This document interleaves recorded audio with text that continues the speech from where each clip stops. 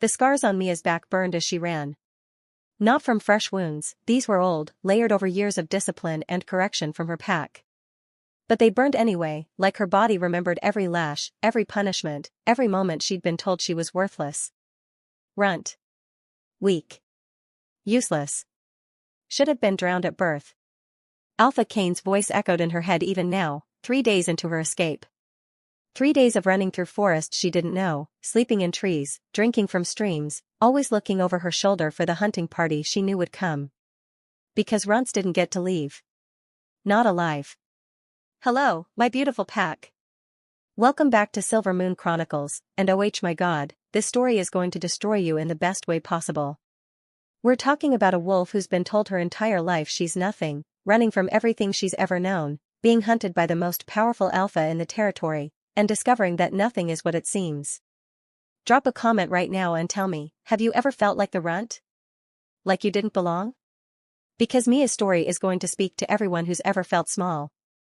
And if you haven't subscribed, hit that button because you're going to want to see where this goes. Trust me. Now let me take you into Mia's world, the moment she chose freedom over survival. 3 days ago, Mia had been in the pack house basement. Her room, if you could call a concrete cell with a thin mattress a room, had been her home for as long as she could remember. The Shadow Peak pack didn't waste resources on runts. She got the scraps from meals, the basement for shelter, and the privilege of doing every job no one else wanted. In exchange, she got to live. Barely. At 24 years old, Mia was small even by human standards, barely 5'2", thin from irregular meals, with mousy brown hair she kept short because it was easier to manage. Her wolf was tiny, pale gray instead of the rich colors other pack members had. Weak. Defective. Or so they'd told her every single day of her life. The beating 3 days ago had been worse than usual. Alpha Kane had been in a mood, something about territory disputes, about disrespect from neighboring packs, and Mia had been convenient. She dropped a plate while serving dinner.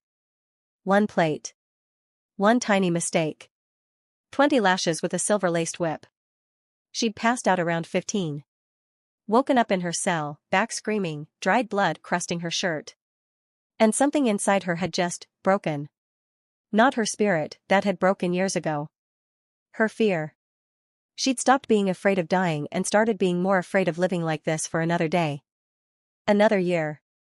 Another decade of being told she was nothing, worth nothing, deserved nothing.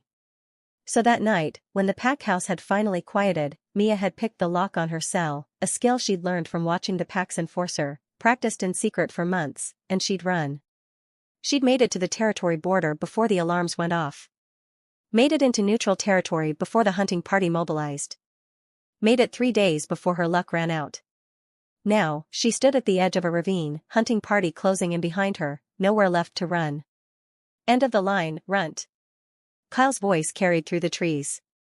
He was Kane's son, cruel like his father, and he'd taken particular pleasure in Mia's suffering over the years.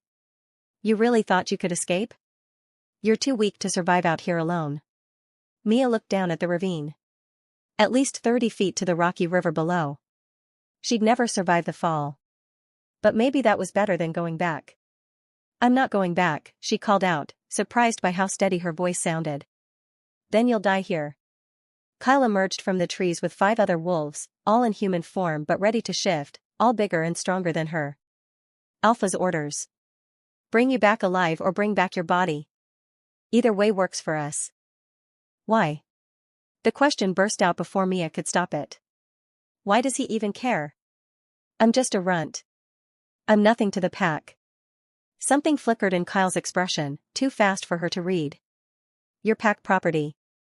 That's reason enough. Property. Not a person. Not even a wolf, really. Just property that had escaped. Mia looked at the ravine again. At the water rushing below. At freedom, even if that freedom was death. She jumped. The wind rushed past her ears. Time seemed to slow. She heard Kyle shouting, heard the wolves shift to chase her, heard her own heartbeat loud as thunder. Then she hit something that definitely wasn't water. Arms. Strong arms that caught her mid-fall, momentum absorbed by someone impossibly fast, impossibly strong. The scent hit her next, pine and night air and something wild that made her wolf sit up with interest for the first time in years. Mate, her wolf whispered. Mate. No. That wasn't possible. Runts didn't get mates. Everyone knew that. They landed on the ravine's edge, the far side, away from Kyle's hunting party. The man holding her set her down gently, and Mia finally got a look at him. Tall. Powerfully built. Dark hair that fell past his collar, sharp features, and eyes that glowed amber gold even in human form. He wore all black, moved with predatory grace, and radiated power that made Mia's instinct scream alpha. You're safe, he said, his voice deep and rough. They won't cross into my territory. Mia stumbled back from him, her heart racing. Your territory? Who? Go back. Kyle's voice came from across the ravine, full of fear. Mia had never heard from him before. That's the Shadow Alpha's land. We can't. Then leave, the man said, not even raising his voice, but somehow it carried with absolute authority. Tell your alpha that what's mine is mine. He doesn't get her back. What's mine? Before Mia could process that, Kyle and his wolves vanished into the forest like their tails were on fire. Mia looked up at the stranger, this Shadow Alpha, whoever he was, and tried to figure out if she'd just traded one nightmare for another. I'm not going with you, she said, calling on every scrap of courage she had left. I don't care who you are. I'm not anyone's property. Something softened in those amber eyes. Good. You shouldn't be. He took a step back, hands raised in a peaceful gesture. I'm not going to hurt you, Mia. I'm here to help. Mia froze. How do you know my name? The Shadow Alpha smiled, and it was both dangerous and somehow gentle. Because I've been looking for you for a very long time. Mia's wolf was going insane. Mate. Our mate. Go to him. But Mia's human side, the part that had learned through pain not to trust anyone, kept her rooted in place. You've been looking for me? She tried to make sense of his words. Why? That's a long story. The Shadow Alpha, she still didn't know his name, gestured to the forest behind him. And you're injured, exhausted, and probably haven't eaten properly in days. Let me help you. Then I'll explain everything. I don't even know your name. Zane. He said it simply. Alpha of the Nightshade Pack. And before you ask, no, I don't plan to hurt you. No, I don't plan to force you to join my pack. And yes, you can leave whenever you want. You're not a prisoner. Then what am I? Zane's expression turned complex, part longing, part frustration, part something Mia couldn't identify. You're my mate. Though I'm guessing from your expression that's news to you. Mia laughed, the sound bitter. Runts don't get mates. Everyone knows that. We're too weak, too defective. The moon goddess doesn't waste bonds on. Stop. Zane's voice carried command, but not cruelty. Nothing you just said is true. You're not weak. You're not defective. And you absolutely have a mate. He touched his chest. Me. I've known for 5 years. 5 years. 5 years of her suffering in that basement while her supposed mate, what? Watched. Ignored it? If you've known for 5 years, why didn't you come for me?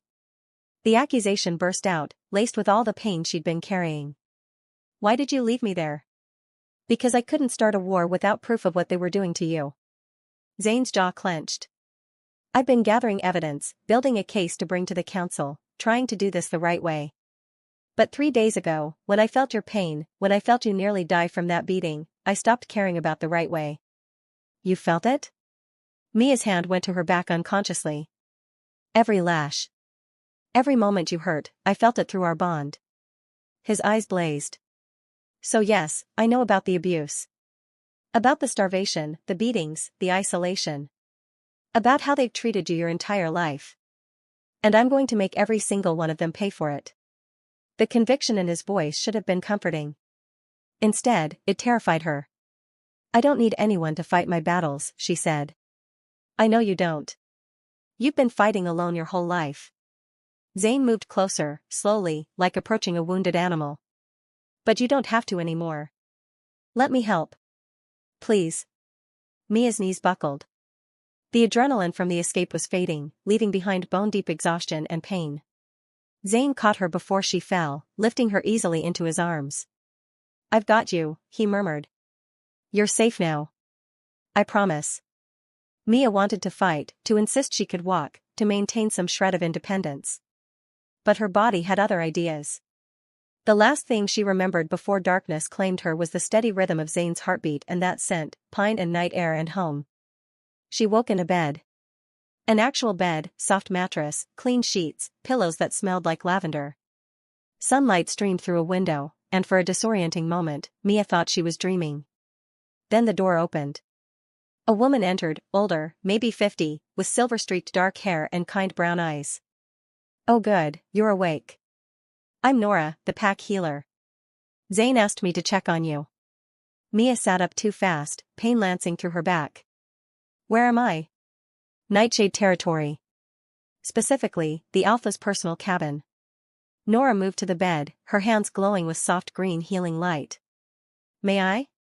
Your injuries are extensive, and I'd like to help." "I'm fine. You have 12 infected whip wounds, 3 cracked ribs, malnutrition, dehydration, and what looks like years of accumulated damage." Nora's voice was gentle but firm. "You're very far from fine, dear. But you will be. If you let me help." Something about Nora's tone, not pitying, not condescending, just matter-of-fact kindness, made Mia's defenses crack. "Okay," she whispered. Nora's healing magic was like nothing Mia had experienced. Warm, soothing, erasing pain she'd learned to live with. As the healer worked, she talked. "Zane's been preparing for your arrival for months. This cabin, the supplies, everything. He wanted you to feel safe." Nora's eyes met Mia's. "He cares about you. More than I've seen him care about anything in the 20 years I've known him. He doesn't know me. He knows enough. And what he doesn't know, he wants to learn." Nora finished the healing, the glow fading from her hands. "There. The physical wounds are healed. The emotional ones, those will take longer." After Nora left, Mia explored the cabin. One bedroom, a bathroom with an actual bathtub, a kitchen stocked with more food than she'd seen in months. Everything clean, comfortable, safe. A prison disguised as paradise? The front door opened, and Zane entered carrying firewood. He stopped when he saw her, something vulnerable flashing in his eyes. "You're awake. How do you feel?" "Confused." Mia crossed her arms. "You say I'm your mate. That you've been preparing for me. But you're an alpha and I'm—" She stopped, the word runt stuck in her throat. "You're what?" Zane set down the firewood, moving closer. "Not what they told you. Not weak, not useless, not any of the lies they fed you." "Then what am I?" "Powerful." He said it with absolute certainty. "You're the last heir of the Blood Moon lineage, one of the most powerful wolf bloodlines in history. Your pack has been suppressing your true nature your entire life." Mia laughed, the sound harsh. "That's insane. If I was powerful, I'd be able to shift properly. I'd be bigger than a house cat. You'd be everything you are now, because they've been poisoning you." Zane pulled out a vial of clear liquid. "Silver dust in your food.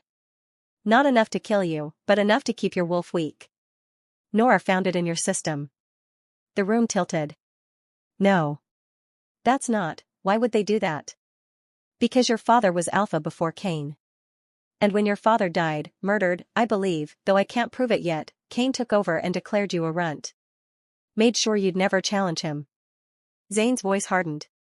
"You were a threat, Mia. So he broke you. Kept you weak and compliant and convinced you were worthless." Tears burned Mia's eyes. "You're lying." "I wish I was." He set the vial down. "But everything I've said can be verified. Your father was Alpha Dante Bloodmoon. Your mother was Luna Sarah. You were their only child, born with the full power of both bloodlines. You were supposed to be Alpha. I can't be Alpha. I'm nothing. You're my mate." Zane closed the distance between them. "And you're the strongest wolf I've ever met. Not because of your power, though once we purge the silver from your system, that will be formidable, but because you survived 24 years of abuse and still have fight left in you. That's real strength. Mia wanted to believe him. Desperately. But 24 years of being told she was worthless didn't vanish because one handsome alpha said pretty words. "I need time," she whispered. "To think. To process." "You have all the time you need." Zane stepped back, giving her space. "This cabin is yours for as long as you want it. There's food, clothes, everything you need. I'll stay away if that's what you want. You'll just leave me alone?" "If that's what you need to feel safe, yes." His smile was sad. "I've waited 5 years, Mia. I can wait longer. Until you're ready." He left, and Mia collapsed onto the couch, her mind spinning. Alpha's daughter. Powerful bloodline. Mate bond. Poisoned and abused to keep her weak. It was too much. Too impossible. But as she sat there, something niggled at her memory. A flash of a woman with Mia's green eyes, singing. A man with her brown hair, laughing. Voices she'd thought were dreams. Mama. Papa. Had they been real? 3 weeks passed in the cabin. 3 weeks of Mia slowly, cautiously beginning to believe she might actually be safe. Zane visited daily, never staying long, never pushing, just checking in. Bringing food, firewood, books. Treating her like she mattered. It was disorienting. Nora came twice a week, monitoring Mia's recovery. The silver was gradually leaving her system, and with it, changes were happening. Mia's wolf, which had always been weak and sluggish, was growing stronger. Her human form was changing too, muscles filling out with proper nutrition, energy returning, even her hair growing longer and richer in color. "You're beautiful," Zane said one morning, catching her studying her reflection in the window. Mia flinched. "Old habits." "I look different." "You look like yourself. Like who you were always meant to be." He set down a basket of fresh bread. "How's your wolf?" "Restless." Mia touched her chest. "She wants to run. To hunt. To." She trailed off, embarrassed. "To what?" "To be near you," she admitted quietly. "The mate bond is getting stronger." "I feel it too." Zane's voice was rough. "Every moment we're apart feels wrong. But I won't push, Mia. Your pace. Your choice. What if I'm never ready? Then I'll spend my life content to just be near you, in whatever way you'll allow." His amber eyes held hers. "I don't need you to love me, Mia. I just need you to be happy. Safe. Free." Something in Mia's chest cracked. She'd spent her whole life being told she was a burden, that she should be grateful for scraps. And here was this powerful alpha saying her happiness was all that mattered. "I want to try shifting," she said suddenly. "Properly. Without the silver in my system." Zane's face lit up. "Yeah? Will you stay? In case something goes wrong?" "Nothing will go wrong. But yes, I'll stay." He moved to sit on the cabin steps, giving her space. "Whenever you're ready." Mia walked into the clearing in front of the cabin, her heart pounding. She'd shifted hundreds of times before, but it had always been painful, difficult, resulting in her small, weak wolf form. But Nora said the silver was mostly purged now. Said her wolf should be emerging properly. Here goes nothing, Mia thought. She called her wolf. The shift hit like lightning, faster than ever before, power surging through her in waves. No pain, just transformation. Bones reshaping, fur sprouting, senses exploding into hyperfocus.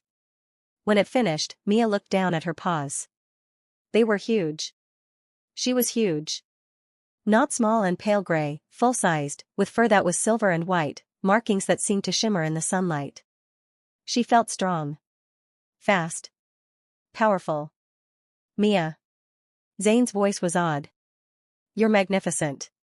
Mia's wolf practically preened. She tested her new body, running in circles, leaping higher than she'd ever managed, feeling muscles that actually worked.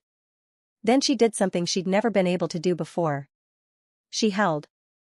Long and strong and clear, a sound that echoed through the forest. A sound that said, "I'm here. I'm alive. I'm free."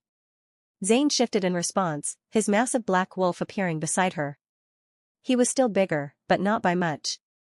Not like before, when she'd been tiny compared to every other wolf. "Run with me," his wolf seemed to say. And Mia did. They ran through Nightshade territory, her wolf reveling in speed and strength she'd never possessed. Zane stayed beside her, matching her pace, occasionally bumping her shoulder in what felt like affection. For the first time in her life, Mia felt like a real wolf. Like she belonged in her own skin. When they finally stopped at a stream, both breathing hard, Mia shifted back to human form. Zane followed, and they stood on opposite sides of the water. That was incredible, Mia breathed. I didn't know I could. That's your real wolf, Zane said, pride clear in his voice. Strong, fast, beautiful. Everything you were meant to be. I'm not small anymore.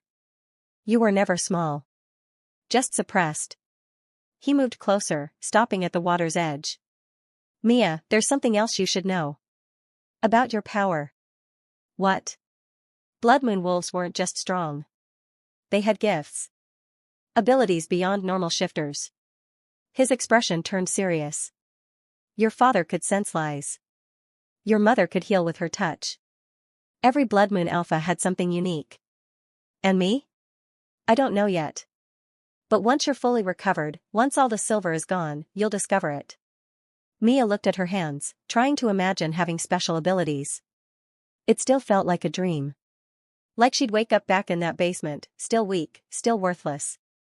Hey. Zane's voice pulled her back. Where'd you go? I'm scared, she admitted. That this isn't real. That I'll wake up and. It's real. You're real. This, he gestured to the forest, to her. Is your life now. No more basements. No more beatings. Just freedom and possibility. And you? And me, he agreed. If you want me. Mia looked at him, this powerful alpha who'd been waiting 5 years for her, who'd treated her with more kindness in 3 weeks than she'd received in 24 years. Who made her wolf sing and her heart race and her fears feel manageable. I think I do, she whispered. Want you? I'm not ready for everything yet, but we can start somewhere.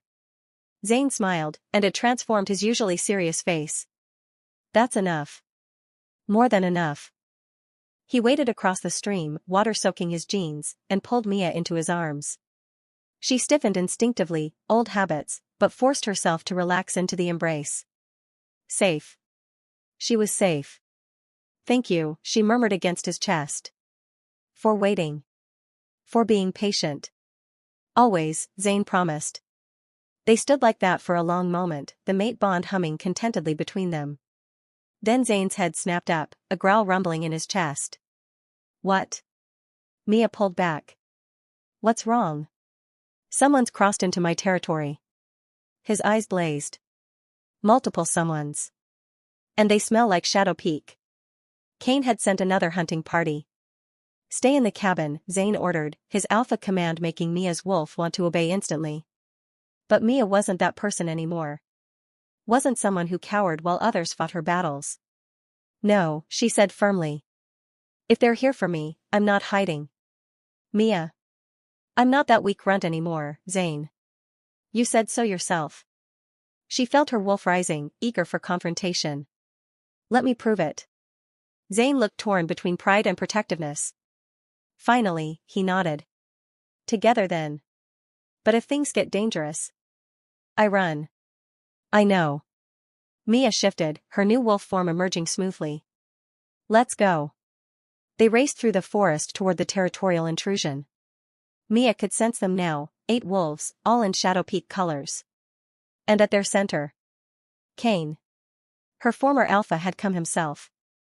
They emerged into a clearing to find the hunting party waiting. Kane stood in human form, flanked by his wolves, his expression cold and calculating. The runt found herself a protector, Kane said, his voice dripping with contempt. How touching. Zane shifted to human form, power radiating from him. Mia stayed wolf, instinct telling her she was more formidable this way. You're trespassing, Zane said. Leave. Now. That runt is my pack property. I'm here to collect what's mine. Kane's eyes fixed on Mia, and she saw something flicker there, surprise? Fear? Though I see she's been changed. That's unfortunate. She was never yours, Zane growled. And she's not property. Everything in Shadow Peak is mine. Including defective wolves that need to be put down. Kane's power surged. Last chance, Nightshade Alpha. Hand her over, or this gets ugly. Let it get ugly. Zane's smile was all teeth. I've been wanting an excuse to tear you apart for 5 years. The clearing exploded into violence. Kane's wolves attacked as one, but Zane was ready. His shift was instantaneous, his massive black wolf form meeting their charge with brutal efficiency. 2 went down immediately, throats torn open. Mia wanted to help, but something made her hold back. Made her watch Kane instead. The old alpha wasn't fighting. He was watching her, his expression calculating. And his hand was in his pocket, pulling out something that glinted silver. A dart gun. He raised it, aimed at Zane's exposed flank. Mia launched herself across the clearing. She hit Kane hard, jaws closing on his arm. The dart gun fired, the dart embedding in a tree instead of Zane. Kane screamed, trying to throw her off, but Mia's new strength held firm. You bitch. Kane shifted, his brown wolf form twice her size. He threw her off, sending her crashing into a tree. You think you're strong now? You're still nothing. Just a runt playing dress up. Mia scrambled to her feet, ribs aching. Her wolf snarled, fury burning through her veins. Not a runt. Never was. He made you believe it. He poisoned you. He stole your life. She attacked again, faster this time, using her smaller size to dart under Kane's guard. Her teeth found his shoulder, tearing deep. He held, twisting to snap at her, but she was already gone. Fighting wasn't about being biggest. It was about being smartest. Around them, Zane was systematically destroying Kane's hunting party. 5 down, 3 fleeing. He moved like death incarnate, every strike calculated to maim or kill. Kane realized he was alone. Realized he was losing. This isn't over, he snarled, blood dripping from multiple wounds. You're still pack property, girl. And I'll prove it. He pulled something else from his belt, a scroll, sealed with old magic. Your father signed this before he died. A betrothal contract binding you to my bloodline. Your promise to my son Kyle. That makes you Shadow Peak forever.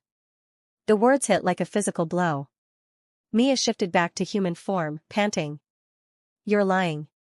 Contracts don't lie. Kane tossed the scroll at her feet. Mate bond or not, you're legally bound to Shadow Peak.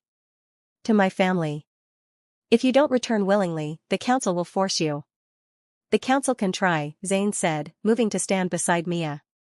But they'll have to go through me first. They will. And they'll win. Kane's smile was vicious. You can't fight the law, Nightshade Alpha. Even you have to follow the rules. He shifted and ran, disappearing into the forest. Mia picked up the scroll with trembling hands. Broke the seal. Read the contract written in her father's handwriting, or what looked like his handwriting. It bound her to marry Kyle Shadow Peak. Bound her to return to the pack. Bound her to a life she'd just escaped. No, she whispered. No, this can't be. It's fake, Zane said immediately. Has to be. Your father would never. Look at it. Mia thrust the scroll at him. That's his signature. His seal. This is real. Zane read the contract, his expression darkening with every line. Even if it's real, there are ways around it. I'll petition the council, challenge the contract's validity. The council won't care about a runt's freedom, Mia said bitterly. Kane's right. They'll enforce this. Then we run. Zane grabbed her shoulders. We leave. Go somewhere the council can't reach, start over. You can't just abandon your pack. I can for you. His amber eyes blazed. Mia, I've waited 5 years. Found you. I'm not losing you to some bullshit contract and a pack of abusers. Mia wanted to say yes. Wanted to run away with him, forget the council and contracts and her old life. But something in the contract caught her eye. A clause at the bottom, written in smaller text. This contract is void if the promised bride can prove royal bloodline heritage superior to the groom's lineage. Wait, Mia breathed. There's an exception. If I can prove my bloodline is royal, more royal than Kyle's, the contract is void. The blood moon line is royal, Zane said immediately. Ancient, powerful, one of the original packs. That's more than enough. But how do I prove it? Kane's had 24 years to destroy evidence, to erase my history. Not all of it. A new voice came from the trees. An elderly woman emerged, ancient, with white hair and eyes that had seen centuries. She moved with the careful grace of extreme age but radiated power that made Mia's wolf bow instinctively. Nora? Zane sounded shocked. What are you doing here? Nora? Mia looked between them. But you said. I said I was the pack healer. I didn't say that was all I was. The old woman smiled. My full name is Nora Bloodmoon. I'm your grandmother, child. And I've been waiting a very long time to meet you. Mia couldn't breathe. My grandmother? Your father's mother. Nora, her grandmother, moved closer. I've been with Nightshade Pack for 20 years, waiting for Zane to find you. Waiting for you to be strong enough to hear the truth. You knew? Mia turned to Zane. You knew she was my family and you didn't tell me? I asked him not to, Nora said gently. You weren't ready. You needed time to heal, to become yourself again. Throwing a grandmother at you immediately would have been too much. But lying to me. I didn't lie, Zane interrupted. I just didn't tell you everything. There's a difference. Is there? Mia's hands clenched. What else haven't you told me? What other secrets are you keeping? Zane and Nora exchanged glances. A few, Zane admitted. But nothing that changes the fundamental truth. You're my mate, you're free from Shadow Peak, and we'll fight this contract together. How? Mia gestured helplessly. Even if I'm royal bloodline, how do I prove it? Kane's destroyed everything. Not everything. Nora pulled a small pendant from beneath her shirt, silver, with a crest Mia didn't recognize. This is the Bloodmoon Royal Seal. It responds only to direct bloodline. If it accepts you, that's proof no council can deny. She held out the pendant. Mia reached for it with trembling fingers. The moment she touched the silver, it flared with brilliant red light. The crest glowed, reshaping, and suddenly Mia felt different. Power flooded through her. Not just wolf strength, something deeper. Older. Magic that had nothing to do with shifting. What is this? She gasped. Your birthright. Nora smiled. Bloodmoon alphas weren't just strong. They were magic-touched. Able to command not just wolves, but the earth itself. The ground beneath Mia's feet trembled. Plants around her began to grow, reaching toward her like she was the sun. Her silver wolf markings, which she'd thought were just coloring, began to glow with the same red light as the pendant. This is insane, Mia whispered. This is who you are, Nora corrected. Who you always were. Kane kept you weak because he knew. Knew that if you ever discovered your true power, you'd destroy him. Then let's do exactly that. Mia's voice hardened. I'm done running. Done hiding. If Kane wants a fight, let's give him one. Mia, no, Zane started. Yes. She turned to face him, power crackling around her. You said I was strong. That I was an alpha. Prove you meant it. Help me take back what's mine. Your pack is gone, Zane said gently. Shadow Peak destroyed it. Then I'll build a new one. Mia's eyes blazed. For wolves like me. For runts and rejects and anyone Kane or alphas like him have broken. I'll build something better. Zane studied her for a long moment. Then he knelt, bowing his head in a gesture of submission that shocked her to her core. Then let me be the first to swear loyalty to the new Bloodmoon Alpha, he said. My pack, my strength, my life, they're yours. Zane, you don't have to. I want to. He looked up, amber eyes fierce. You're my mate. My alpha. The strongest wolf I've ever known. I'd follow you into hell itself. Something in Mia's chest cracked wide open.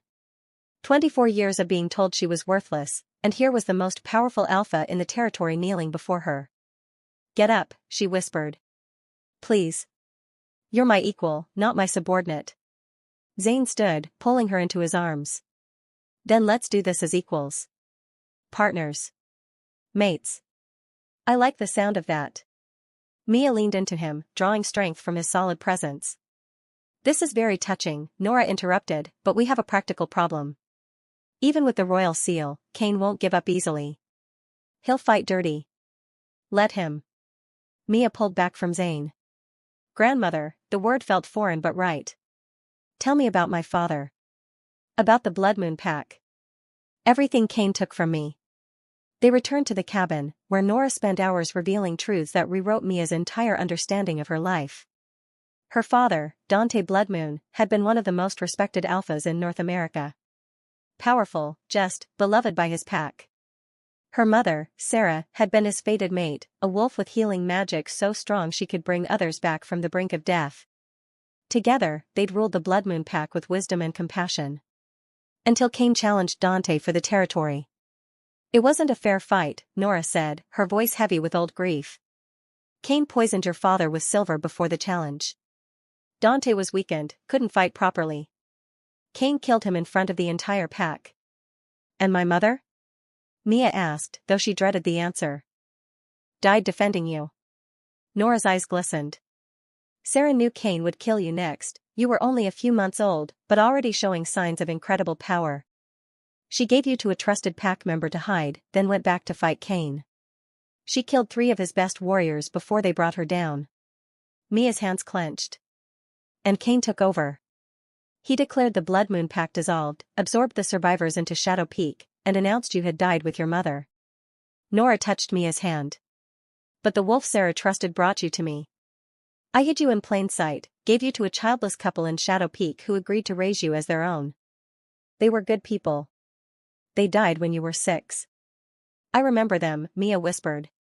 Vague memories of warmth, of love, of being wanted. I thought I'd dreamed it. After they died, Kane took you into the pack house. Started the poison regimen immediately. Nora's voice hardened. He knew what you were, couldn't kill you outright without arousing suspicion, but he could break you. Make sure you never discovered your power. Why did you let him? The question burst out. Why didn't you tell me? Take me away? I tried. Nora's expression was anguished. Multiple times. But Kane had placed binding magic on you. If I tried to take you off Shadow Peak land, it would have killed you. I had to wait. Had to watch you suffer while I searched for a way to break the binding without killing you. And I found Zane. Nora looked at the alpha. 5 years ago, when the mate bond snapped into place for him. I knew that bond would eventually override Kane's binding magic. That once it was strong enough, you could leave safely. So you've been planning this for 5 years, Mia said slowly. We both have, Zane confirmed. Every detail.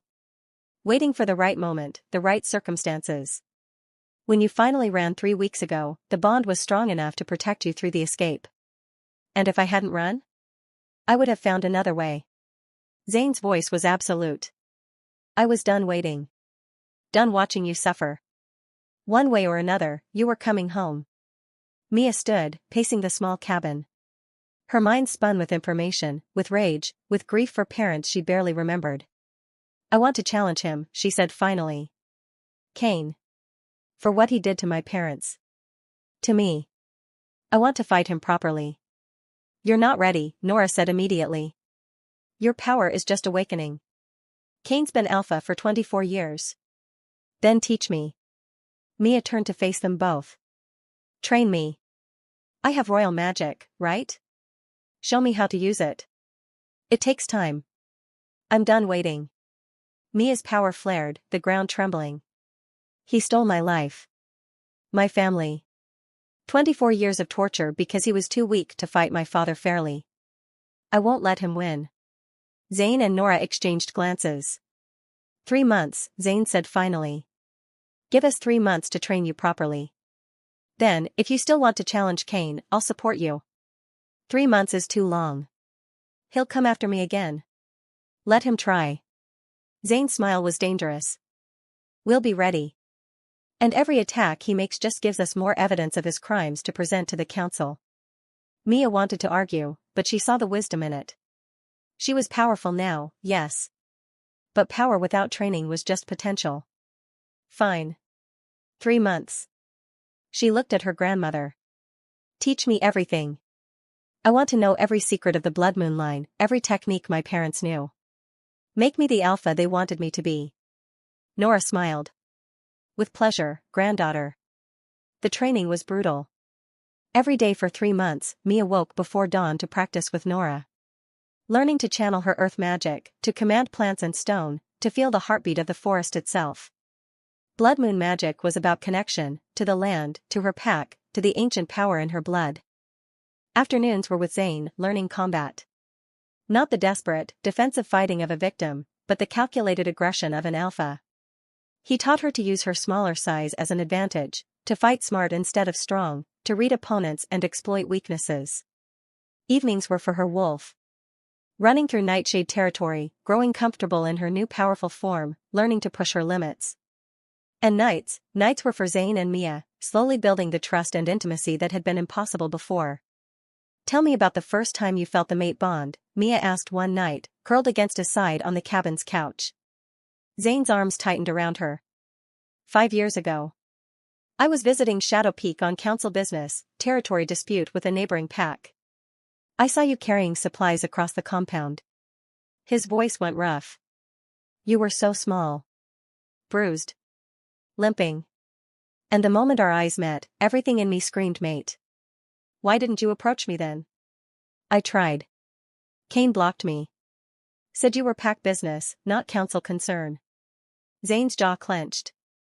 I wanted to tear him apart right there. But starting a war over what I couldn't prove would have gotten you killed. So I played the long game. 5 years of watching. 5 years of agony, he corrected. Feeling your pain through the bond. Knowing you were suffering and not being able to stop it. The only thing that kept me sane was knowing that eventually, I'd get you out. Mia tilted her head up to look at him. I'm sorry. That must have been awful. Worth it. He kissed her forehead. Because now you're here. Free. Strong. Everything I knew you could be. I'm not there yet. You're closer than you think. Zane's fingers traced patterns on her arm. Mia, you've grown more in 3 months than most wolves do in years. Your power, your confidence, your control, you're magnificent. Sweet talker. Truth teller. He shifted to face her fully. I know you're planning to challenge Kane at the end of this month.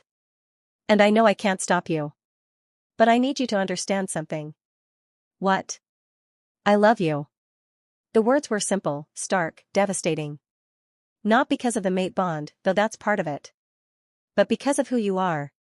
Your strength, your compassion despite everything done to you, your refusal to stay broken. You're the most incredible person I've ever met, and I love you. Mia's breath caught. No one had ever said those words to her. Ever. She struggled to find her own words. I think I love you too. It terrifies me. The idea of needing someone, depending on them. Then don't depend on me. Stand with me. Zane cupped her face. As equals. Partners. 2 alphas building something better together. I like that better, Mia whispered. When they kissed, it was different from before. Deeper. More certain. A promise of forever that Mia finally believed she might deserve. The challenge was set for the full moon. Traditional, ceremonial, witnessed by the council and every pack in the region.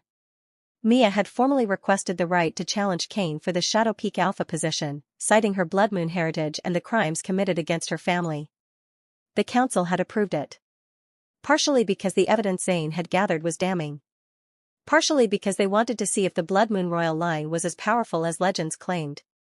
Now, standing at the edge of the ceremonial grounds, Mia felt surprisingly calm. You ready for this? Zane asked, his hand finding hers. Yes. And she was. 3 months of training had transformed her. She was faster, stronger, more controlled than she'd ever imagined possible. But more than that, she believed in herself now. Believed she deserved to win. Deserved justice for her parents, for herself, for every wolf Kane had hurt. Remember, Nora said, checking Mia's ceremonial armor one last time. Kane will fight dirty. He always does. Don't let honor hold you back, survival matters more than fairness. I know.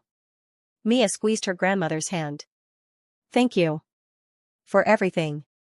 For waiting, for believing in me, for teaching me who I really am. You taught yourself, child. I just helped you remember. Nora's eyes glistened. Your parents would be so proud. The horn sounded, time to enter the grounds. Mia walked into the ceremonial circle alone. Pack law required it, challenges were individual, no seconds allowed. But she felt Zane's presence through their bond, steady and strong. Kane waited in the circle's center. He looked older than Mia remembered, 24 years of leadership had aged him, carved lines of cruelty into his face. But he was still powerful, still dangerous. The runt returns, he said, voice carrying to the assembled witnesses. Come to prove she's more than worthless after all? I've come to take back what you stole. Mia's voice rang clear. My name, my heritage, my pack. Everything you've taken, I'm taking back. Bold words from someone who used to cower in a basement. Kane circled her slowly. But you're still just playing dress-up, girl. Still just a runt pretending to be alpha. Then this should be an easy fight for you. Mia smiled. Unless you're afraid you'll lose to a runt. Kane's eyes flashed with rage. I'm going to enjoy breaking you. Again. The council representative, a neutral alpha named Roman, stepped forward. This is a challenge for pack leadership. Fight until submission or death. The victor claims Shadow Peak and all its territories. He looked between them. Any last words? I'm going to make you pay for every scar you gave me, Mia said. For every time you told me I was worthless. For murdering my parents and stealing my life. Try it, runt. Roman's hand dropped. Begin. Kane shifted immediately, his massive brown wolf lunging for Mia's throat. Fast, brutal, going for a quick kill. But Mia had trained for this. She dropped low, letting his momentum carry him over her, then spun and raked claws across his exposed belly. First blood, hers. Kane snarled, landing and spinning to face her. Lucky shot. Skill, Mia corrected. She shifted as well, her silver and white wolf form gleaming in the moonlight. Let me show you what 24 years of your torture created. They clashed in a fury of teeth and claws. Kane fought with brute strength, using his size advantage to try to overpower her. But Mia was faster, smarter, using every technique Zane had taught her. She darted in, struck, darted out before Kane could retaliate. Death by 1,000 cuts, wearing him down while preserving her own energy. Stop running and fight me. Kane roared. Why? This is more fun. Mia landed another strike, this time across his shoulder. And more effective. You're bleeding out while I'm barely scratched. It was true. Kane's brown fur was matted with blood from dozens of wounds. He was slowing, tiring, while Mia felt strong. But Kane hadn't survived 24 years as alpha by fighting fair. He suddenly lunged, not at Mia, but at the crowd. At Kyle, his son, who'd been watching from the front row. Dad? Kyle's eyes widened as Kane's jaws closed around his throat. Insurance, Kane's voice echoed through their minds, alpha command that every wolf could hear. Surrender, Mia, or I kill my own son. Prove to everyone that you're willing to let innocents die for your revenge. Mia froze. Kyle wasn't innocent, he participated in her torture, had enjoyed it. But he was also young, barely 20, and killing him like this was murder. This is the trap, Zane's voice came through their bond. He's betting on your compassion. Don't fall for it. But Mia wasn't that broken anymore. Wasn't someone who could stand by while others suffered. She channeled her blood moon magic, the power Nora had taught her to control. The earth beneath Kane answered her call, roots erupting from the ground to wrap around his legs, his body, forcing his jaws open and away from Kyle's throat. Kane struggled against the roots, but they held firm. Mia approached slowly, deliberately. You're right about one thing, she said. I'm not willing to let innocents die. But Kyle's not innocent. None of you are. The roots tightened. Still, I won't let you murder your own son to save yourself. That's the difference between us. She released Kyle, who scrambled away gasping. Then Mia returned her attention to Kane, still trapped in her earth magic. I submit. Kane choked out. You win. Take the pack. No. Mia's voice was cold. Submission isn't enough. Not for 24 years of torture. Not for murdering my parents. Her power surged. Not for every wolf you've broken to feed your ego. The challenge rules. Say fight until submission or death. Mia's eyes blazed red, the blood moon royal magic fully activated. I choose death. Wait, Kane's voice turned desperate. Please. Mercy. I'll tell you everything. About your parents, about what really happened. I already know what happened. My grandmother told me everything. Mia's jaws closed around his throat. This is for my father. She bit down harder. For my mother. Harder still. And for every runt you ever hurt. Kane's struggles weakened. Stopped. When Mia released him, the former alpha of Shadow Peak was dead. The ceremonial grounds erupted, some in cheers, others in shocked silence. Roman stepped forward, examining Kane's body. The challenge is complete, he announced. By right of combat, Mia Bloodmoon claims the Shadow Peak Pack and all its territories. Mia shifted back to human form, standing over Kane's body. She should feel triumphant. Victorious. Instead, she just felt tired. I don't want Shadow Peak, she said, her voice carrying to the assembled wolves. That pack is built on cruelty and fear. I'm dissolving it. Gasps rippled through the crowd.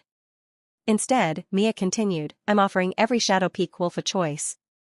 Join the new Blood Moon Pack, where strength is celebrated but compassion matters more. Where runts and rejects are valued for who they are, not what size they shift into. Or leave, find another pack, live as rogues. But the old Shadow Peak, the pack that valued power over everything else, that ends tonight. She turned to face the Shadow Peak wolves. Who wants to build something better with me? For a long moment, silence. Then a small she-wolf stepped forward, young, scarred, familiar. One of the Omegas who'd been kind to Mia when no one else was. I'll join you, Alpha, she said quietly. Another wolf stepped forward. Then another. Then dozens, until more than half of Shadow Peak had chosen to follow the runt they'd once scorned. Kyle stood among those who didn't step forward. He met Mia's eyes, his expression complex. I understand if you want revenge on me too, he said. For everything I did to you. I don't want revenge, Mia replied. I want you to be better than your father was. Take the wolves who don't want to join Blood Moon, start fresh somewhere else, and prove that the next generation can learn from their parents' mistakes. Kyle studied her for a long moment. Then he bowed, not in submission, but in respect. Thank you, Alpha Blood Moon. He left with his followers, and Mia turned to face her new pack. Welcome home, she said simply. The next months were chaos. Good chaos, mostly. Building a pack from scratch while integrating former Shadow Peak members with wolves from Nightshade who wanted to join the legendary Blood Moon Pack. Establishing territories, creating structures, defining what this new pack would be. Mia threw herself into it with intensity that worried Zane. You need to rest, he said one night, finding her in the new packhouse office at midnight, surrounded by paperwork. I'm fine. You're exhausted. He pulled her away from the desk despite her protests. Mia, you've been going nonstop for weeks. You won the challenge. Kane's dead. Your pack is thriving. You can breathe now. What if I stop and it all falls apart? The fear burst out before she could stop it. What if I'm not actually strong enough to lead? What if they realize I'm still just a runt playing dress-up like Kane said? Hey. Zane cupped her face, forcing her to meet his eyes. You're not playing anything. You're a real alpha, one of the best I've ever seen. And your pack knows it. How can you be sure? Because they chose you. Not because of bloodline or power, but because of who you are. His thumb brushed her cheekbone. You give them something Kane never did, hope. The belief that they can be more than what others told them. Mia leaned into his touch. I'm scared I'll fail them. Then you'll fail them together.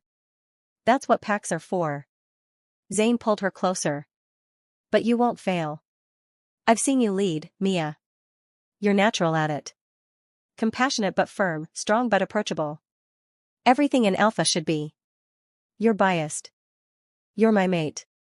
I'm honest. Sometimes brutally so. He kissed her forehead. Now come to bed. The paperwork will still be here tomorrow. Can we just stay here for a minute? Mia asked. together, quiet. I need to ground myself. As long as you need. Zane settled onto the couch, pulling her down beside him. Want to talk about what's really bothering you? Mia was quiet for a long moment. I killed him, she finally said. Cain. I looked him in the eyes and I killed him. And I don't regret it. Why would you? Because I should, shouldn't I? Feel guilty, or remorseful, or something? She twisted to look at Zane. But I don't. I just feel satisfied. Like justice was served. Does that make me as bad as him? No. Zane's voice was absolute. Cain tortured you for 24 years. Murdered your parents. Abused countless wolves under his authority. Killing him wasn't revenge, it was justice. And more importantly, it was self-defense for every wolf who would have suffered under him in the future. You really believe that? I know it. He tucked a strand of hair behind her ear. Mia, you're allowed to feel satisfied that your abuser is dead. That doesn't make you a monster. It makes you human, well, wolf. You know what I mean. Mia smiled despite herself. I love you. I love you too. Zane's expression turned serious. Which is why I need to ask you something. What? He pulled a small box from his pocket. Opened it to reveal a ring, silver, with a red stone that seemed to glow with inner fire. Blood Moon Royal Marriage Band, he explained. Passed down through your family for generations. Your grandmother gave it to me. He took a breath. Mia Blood Moon, would you do me the honor of being my mate officially? Not just through the bond, but through choice, ceremony, commitment? Mia's breath caught. Are you asking me to marry you? Yes. If you're ready. If you want. Yes. The word came out fierce, certain. Yes, I want to marry you. I want forever with you. Zane's smile was brilliant. He slipped the ring onto her finger, and immediately Mia felt magic activate, ancient, powerful, binding them together on levels deeper than even the mate bond. Perfect fit, Zane murmured. Like it was made for you. It was. Mia stared at the ring, at the way it glowed against her skin. I'm really doing this. Building a pack, marrying my mate, becoming the alpha my parents wanted me to be. Are you happy? Zane asked. Mia thought about it. About where she'd been 6 months ago, weak, broken, worthless. And where she was now, powerful, loved, leading a pack that chose her. Yes, she said, surprised by how true it was. I'm really, genuinely happy. Good. Zane pulled her closer. Because this is just the beginning. We have a whole life ahead of us. The attack came on the night of Mia and Zane's mating ceremony. They'd planned a small celebration, just close pack members, a few allies, nothing elaborate. Mia had never wanted fancy. She just wanted to officially bind herself to Zane in front of their pack and the moon goddess. The ceremony had been beautiful. Traditional vows spoken under a full moon, their blood mingled in the ancient way, their wolves running together through blood moon territory as the pack held their approval. Mia had never felt more complete. Then the explosion started. Get down. Ethan's voice carried across the ceremonial grounds. Wolves scattered as silver bombs detonated around the perimeter, designed to hurt shifters specifically. What the hell? Zane shifted immediately, placing himself between Mia and the danger. Through the smoke, figures emerged. Dozens of them, all heavily armed with silver weapons. And at their center. No, Mia breathed. That's impossible. Cain stood there. Very much alive. Very much leading this attack. Surprise, runt, he said, his voice carried by magic to reach every wolf. Did you really think it would be that easy? That I'd die and you'd just get your happy ending? I killed you, Mia said, her mind reeling. I felt you die. You killed a decoy. A blood magic construct that looked and smelled like me but wasn't. Cain's smile was vicious. Did you really think I'd face you in a fair fight? I've been planning my escape since the moment you issued that challenge. You're a coward, Zane snarled. I'm a survivor. Cain gestured, and his wolves attacked. The ceremonial grounds exploded into violence. Blood Moon Pack members scrambling to defend themselves, but they'd been caught unprepared. No weapons, no armor, just wolves trying to protect each other while silver bullets tore through the air. Mia shifted, her wolf form emerging with a roar that shook the ground. Her blood moon magic rose, earth answering her call. Roots erupted to create barriers, stone walls rising to shield her wolves from the worst of the assault. But Cain had come prepared. He had witches with him, dark magic users who countered her earth power with fire and shadow. You wanted to build something better? Cain laughed. I'm going to burn it to the ground. Kill everyone you love. Leave you alone again, so you remember what it feels like to be worthless. Scatter. Mia commanded through her alpha voice. Protect the young and elderly. Warriors, to me. Her pack obeyed instantly, showing the discipline and trust she'd built over months of leadership. The strong moved to defend the weak, creating a coordinated defense instead of panicked chaos. Zane fought beside her, his massive black wolf tearing through Cain's forces with brutal efficiency. Together, they were devastating, two alphas working in perfect sync, their mate bond allowing wordless coordination. But Cain's forces kept coming. And worse, Mia saw pack members falling. Injured. Dying. This is my fault, the old thoughts crept in. I'm not strong enough. Not smart enough. They're dying because I failed. No. Zane's voice cut through her spiral. Don't you dare doubt yourself now. You're alpha. Act like it. The command snapped Mia back to herself. He was right. Her pack needed her strong, focused, leading. Mia dove deep into her blood moon power, pulling on reserves she hadn't accessed before.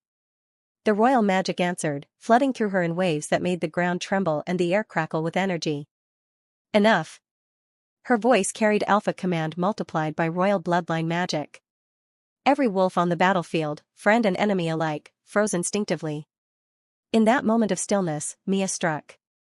Her earth magic erupted not in barriers but in weapons. Stone spikes rising from the ground, catching Cain's mercenaries before they could move. Roots wrapping around the witches, cutting off their access to magic. The earth itself becoming her army. Cain's carefully planned assault fell apart in seconds. Retreat, he ordered, but Mia wasn't letting him escape again. Roots wrapped around his ankles, dragging him down. He shifted, trying to tear free, but Mia's magic held firm. She bounded across the battlefield, a silver and white fury, and slammed into him with the full force of her alpha power. They rolled, teeth and claws, until Mia came out on top. Her jaws closed around his throat, for real this time. Wait. Cain choked out. I have information. About your parents' real killer. You're the killer, Mia snarled through their mental link. I'm the weapon. But I wasn't working alone. Cain's eyes were desperate. The council ordered it. They wanted Blood Moon destroyed because your father discovered something. Something that would have exposed them all. Mia hesitated. You're lying. I'm dying anyway. Why would I lie now? Blood frothed at Cain's mouth. Your father found proof that the council's been manipulating bloodlines for centuries. Eliminating powerful families so no one could challenge their authority. Blood Moon was just one of many. Prove it. Can't. Killed everyone who knew. Cain's laugh was wet, ugly. But if you dig into council records, you'll find the pattern. Powerful families mysteriously destroyed. Always accidents, always justified. You think you're special? You're just another name on a very long list. Mia wanted to dismiss it as the desperate lies of a dying wolf. But something in his eyes suggested truth. Why tell me this? Because fuck the council, Cain said simply. They used me. Promised me Blood Moon territory if I did their dirty work. Then tried to have me killed when I became inconvenient. His eyes glazed. Make them pay.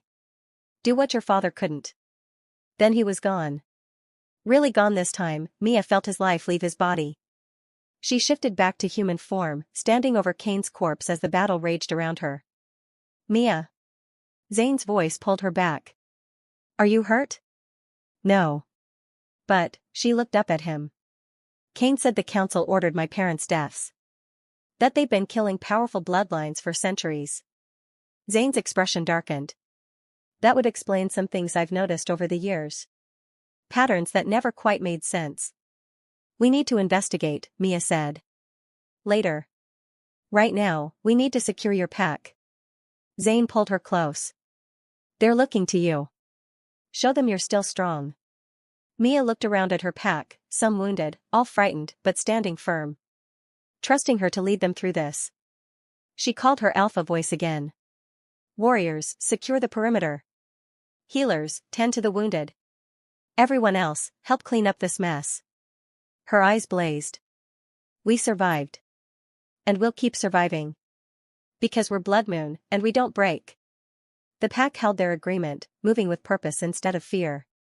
As dawn broke over the ceremonial grounds, Mia stood with Zane, surveying the damage. They'd lost 3 pack members. Injured dozens more. But they'd survived. This was supposed to be our mating celebration, she said quietly. It still is. Zane turned her to face him. We survived an attack together. Protected our pack together. That's the most meaningful celebration possible, proving we can handle anything life throws at us. Even council conspiracies? Especially those. His smile was sharp. If what Kane said is true, if the council really has been killing powerful bloodlines, they're about to learn why eliminating Blood Moon was a mistake. Because we came back? Because you came back. Zane kissed her, gentle despite the violence around them. You're the alpha they should have feared. The one who won't stay down, won't stay silent, won't accept the way things have always been. Mia looked at her pack, at the territory they defended, at the life they were building despite everything trying to tear it down. Then let's give them something to really be afraid of, she said. 6 months later. The council chamber was never designed for what Mia was about to do. She stood in the center of the ancient hall, Zane at her side, with evidence compiled over months of investigation spread across the table. Documents, testimony, proof that the Grand Council had been systematically eliminating powerful bloodlines for over 2 centuries. The 12 council alphas sat in their seats, expressions ranging from uncomfortable to openly hostile. These are serious accusations, Alpha Roman said, the same neutral wolf who'd overseen Mia's challenge against Kane. Do you have proof? I have documentation of 43 accidents over the past 200 years. Mia's voice was steady. Powerful packs destroyed by convenient rogues, territory disputes, mysterious illnesses. And every single time, council members were present shortly before or after. Every single time, territories were redistributed to council-allied packs. Coincidence, one of the other alphas, a woman named Margaret, said dismissively. Is it coincidence that every eliminated pack had discovered something problematic about council operations? Zane stepped forward, adding his testimony. I've been tracking this pattern for 20 years. Every pack that questioned council authority, that grew too powerful, that threatened the status quo, eliminated within a decade. You're paranoid. My parents are dead because of you, Mia cut in, her alpha power filling the room. The Blood Moon pack was destroyed because my father found evidence of your manipulations. And you thought killing him, killing all of us, would bury that evidence. But it didn't, Zane continued. Because Mia survived. And she's here to hold you accountable. The council erupted in argument, some defensive, others looking. The journey back to the Silver Moon territory was not a march of triumph, it was a descent into a wasteland of memories. As Maya and Zane crossed the border, the lush forests she remembered were gray and stifled. The air tasted of rot and stagnant magic. My father didn't just sell the land, Maya whispered, her hand tightening in Zane's as they rode through the skeletal remains of the outer village. He let the southern claw drain the life from it. He traded the soul of our pack for a hollow crown. Zane pulled his stallion to a halt, his violet eyes scanning the ridge where Silver Moon enforcers stood like statues, their eyes clouded with the same milky film she had seen in the Null-Wolves. They aren't just guards anymore, Maya. They are linked to your father's life force. If he falls, they fall.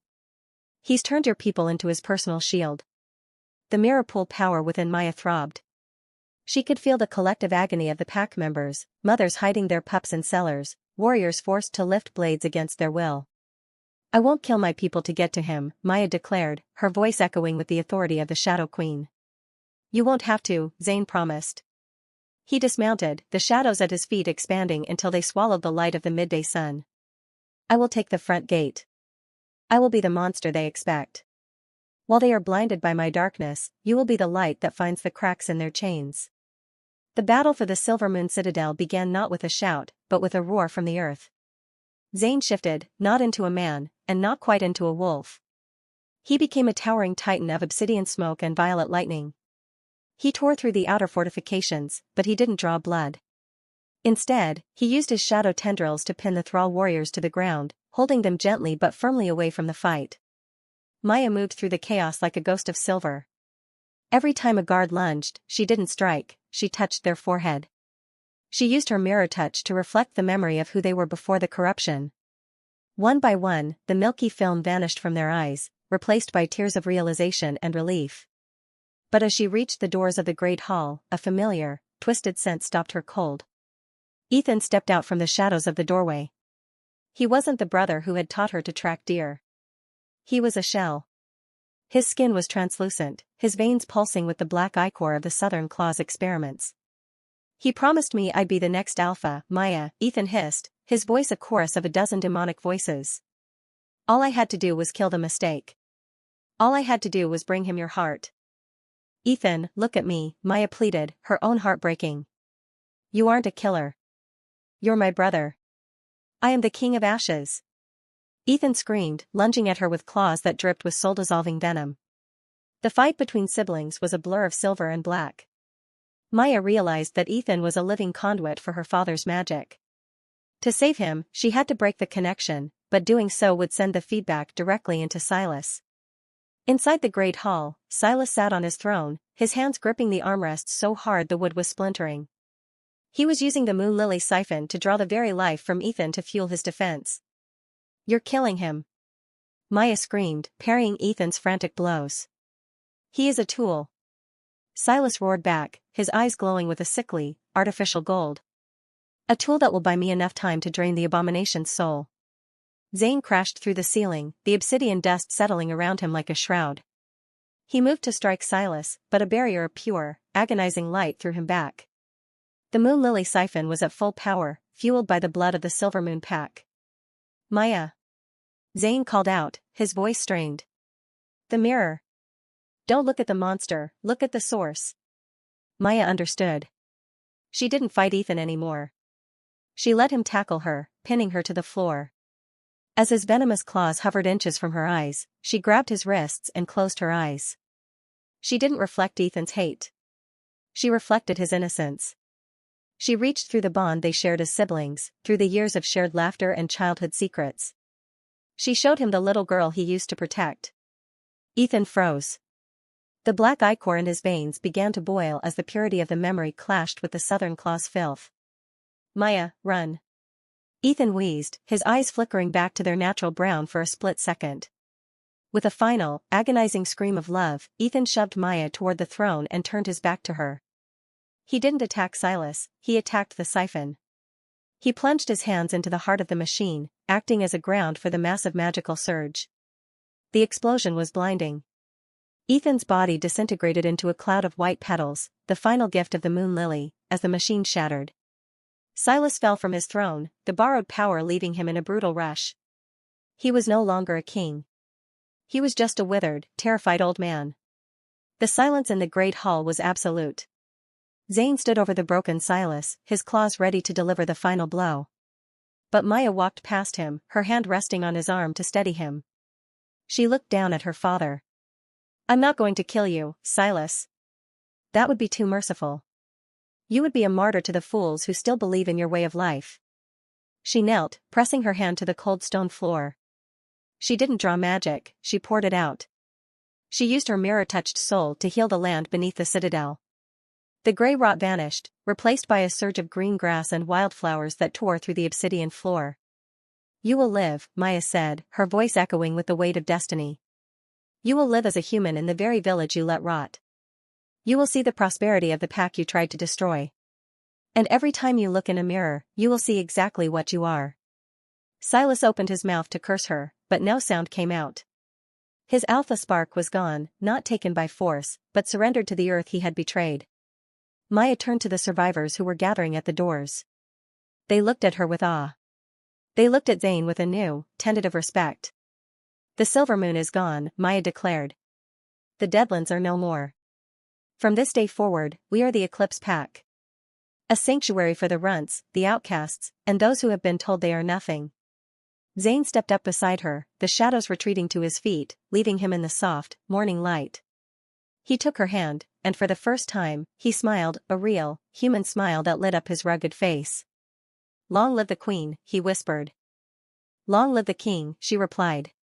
As the sun rose over the restored valley, the people of the eclipse began to sing, a song of healing that would be heard across all 5 realms. The Abomination and the Runt had found their home.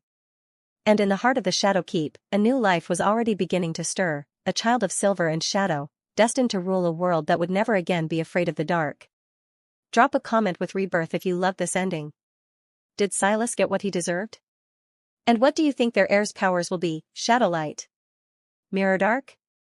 I want to hear your theories. Thank you for joining us for this epic journey. Don't forget to like and subscribe to Silver Moon Chronicles for more Fated Mate adventures.